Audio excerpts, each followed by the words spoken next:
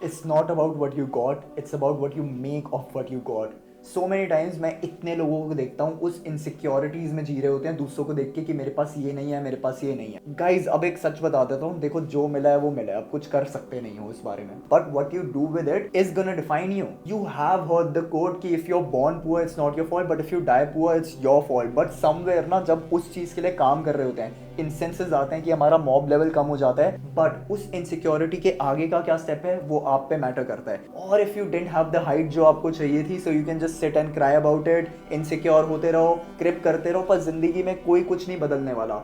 You can do one thing, you can add to your skills so that आपकी personality को एक boost मिलेगा. Yes obviously अगर वो फैक्टर्स हो जाते तो अच्छा होता, पर नहीं है. So what's your outlook about it. मुझे अवेयरनेस थी कि ये मेरे फिजिकल एट्रीब्यूट्स हैं और ये मेरे फाइनेंशियल बैकग्राउंड है. जेनेटिकली तो अब मैं इसको चेंज कर नहीं सकता, तो अब क्या.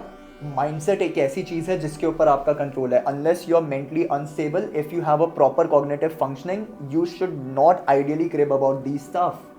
फाइनेंशियल सही नहीं है, देखो पढ़ो उसके बारे में कि how you can work towards it. गलतियां करो, सुधरो and become someone. When you become someone जिसके पास कुछ नहीं था और वहां पहुंचा है, वो एक अलग लेवल का कॉन्फिडेंस देगा. गिवन जेनेटिकली फिजिकल एट्रीब्यूट्स को चेंज करने के बजाय थिंक अबाउट क्या क्या आप सीख सकते हो. आई नो वो इनसिक्योरिटीज कहीं ना कहीं रह जाती हैं, but when you learn 10 other stuff and you become good at it and you get recognition for that, you start thinking of those things as मैं किन चीज़ों के बारे में ही सोचता था. These are not that worth कि आप अपने फ्यूचर पोटेंशियल पर पहुंचने से पहले ही क्रिप करके रुक जाएं.